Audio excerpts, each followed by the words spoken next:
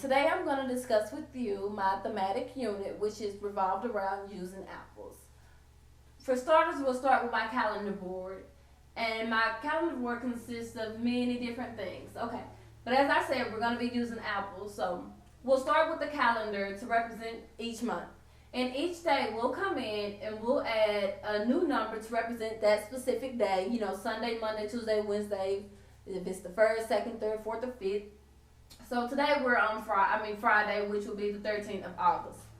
So each day, once we mark that date to represent, on our calendar, we'll go and look online at weather.com. On weather.com, we'll figure out what the weather is like on that day here in Dallas. So once we figure out what the weather is like, we'll go to our weather stickers, and we have numerous weather stickers. We have rainy, foggy, sunny, windy, whatever, we figure that the weather is like, we'll place that sticker on top of that day to represent that. And as I stated to you, that our thematic unit is revolved around apples, and one of the main books that we use in this thematic unit is Johnny Appleseed. And as we all know, Johnny Appleseed traveled to many different states to plant seeds. So then we'll go and we'll look at our world map, the map of the United States, and we'll look at the different states that Johnny Appleseed traveled to. We'll go there, we'll look up the weather there. We'll find out if it's sunny, foggy, rainy. We'll put one of our weather stickers to represent that. To take this unit a little further, we'll go and look at the temperature. We'll check the temperature here in Dallas where we are. Then we'll go and we'll look at the different states that Johnny Appleseed traveled to plant his seeds. And we'll, explain to the class or show the class. We'll just talk about it out loud and see what the weather is like in those different states. We'll also check the time, which is also important and something that we can never get away from. We'll check the time here where we are in Dallas. We'll go and look at the different states that Johnny Appleseed traveled, and we'll look at the time there. We'll represent it here on this little clock, and then we'll represent it on our digital clock. We'll go on further and we'll look at our hundreds board or 100s chart, whichever you want to call it. The 100s chart is very unique. We can use that to do many different things. To start with the 100s chart, we can use it to do skip count by 2s, by 5s, by 10s. With the 100s chart, we can also use it to help us figure out our addition and subtraction problems and whatnot. The 100s chart could be used to help solve riddles. There's numerous things that we can do with our 100 chart, so we'll always keep that in mind. Students can even use that at their desk, to help solve problems on paper. We'll go and we'll look at our patterns. Each day the patterns are changed. We have number patterns and we have shape patterns. We'll just figure out, do some critical thinking and see what is missing. If we're skip counting, if there's a certain pattern, if we're skip counting by numbers that we know or by odd numbers, even numbers, we'll kind of have fun with that on a daily basis. We'll go and look at our place values. With the place values, it'll be something different every day. It'll be thrown out at random. I'll have, hey, Sally, put a 3 in the ones place. Ralph, put a 2 in the thousands place. Kim, put a 3 in the hundreds place. What number is that? And so everyone would write it down on a piece of paper and hold that paper up and show me exactly what that number is. And then I'll say, how do you say that number? Then out loud, everyone will say, 3,303. We'll just get some practice with that, get us kind of engaged as a way to have a little fun.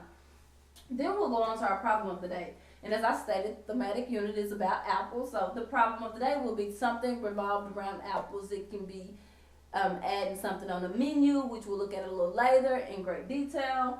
It can be just a word problem of how many apples did Sally have, if one fell from a tree and she found 2 in her room, how many is that in all? Just different little problems. The problem of the day will change every day. We'll go a little further and we'll look at the money of the United States. And we'll look at actually the coins. We'll look at a quarter, $50, $1, 10 cents, nickel, penny. These are some coins that children get confused. We'll have worksheets to go along with that, or we can do it over the overhead. I'll place a couple of coins. We'll, explain their value. Or I'll ask questions like, if I have 50 cents, which coins did I use to have 50 cents? I have 50 cents and I only have 2 coins. What 2 coins represent that? It's different ways we can kind of, talk about the money of the United States, and we'll go into detail about the coins. Okay, let's move along to our math station. In our math station, we have a number of things that we can do. For starters, students can play a game using these little apples. Each apple is represented, has its own number of seeds on it. Say for instance, this one has 8 seeds on it and this one has 4 seeds on it. So the students will put 8 plus 4 equals, they can say it amongst themselves, they can play a little game with a partner, they can write it down on paper and, write an equation for it. There's different ways that students can have fun with these apples and count the number of seeds. This can be used for addition and subtraction. We also have a cute little calculator over in our math station. The children can have fun with this as, they try to solve their little addition and subtraction problems. Also in our math station, we're going to have a game revolved around the menu that I explained to you. And on the menu, we'll have different things. The students will look at the menu and they'll solve problems like, Kim bought an apple cookie and an apple juice. How much money did she spend? We will go and find out how much the apple cookie costs, which is 50 cents, and the apple juice, which is 40 cents. We'll add those two together and we'll figure out how much money Kim spent. There's a number of ways we can have word problems to go along with this menu and kind of do some math to go along with our apple unit. Also in our math station, we have some number cards. And with these number cards, we can also play the games as we did with our apple seeds and our apples. But this is just using number cards that you could buy at the store. And also with this, we can play a game such as the guessing game. And one student would choose a number, say for instance 5, and the other student would have to figure out what that number is.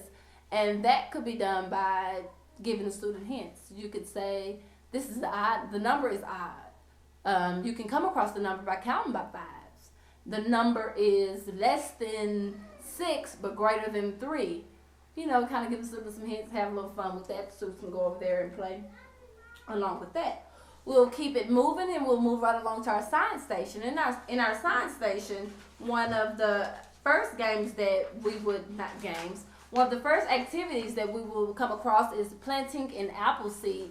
And here are the directions. It's pretty simple. The students would take a cup and fill it with soil, poke their fingers in there, plant the seeds, add a little water, watch them grow. It takes a little longer for an apple seed to go versus a regular flower or plant. So I also give the students an alternative to plant, regular flowers or whatnot.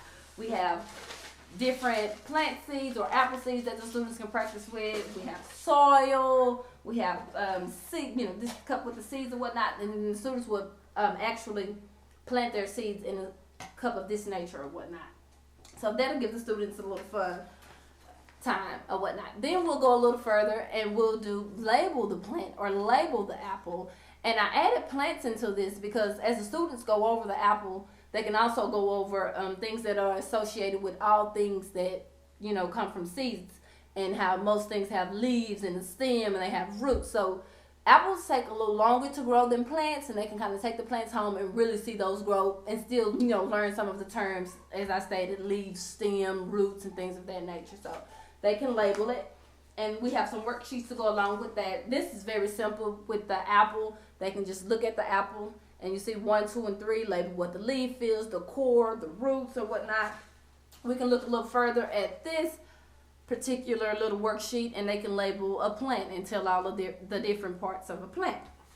Also in the science station, we'll have some books that helps the student understand how a seed grows, creepy crawlers, bugs, plants, and flowers. And I added the creepy crawlers and the bugs to our station because we all are familiar with how worms are attracted to how worms are attracted to apples.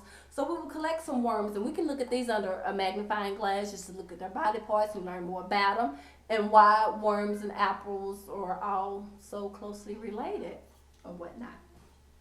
Also, we have in our science station just a representation of how long it takes for an apple to grow, and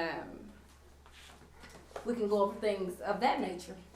I hope you all enjoyed my little thematic unit about apples. It can be taught in many different ways. It can be expanded in many different ways, and I'm glad you all took the time out to listen.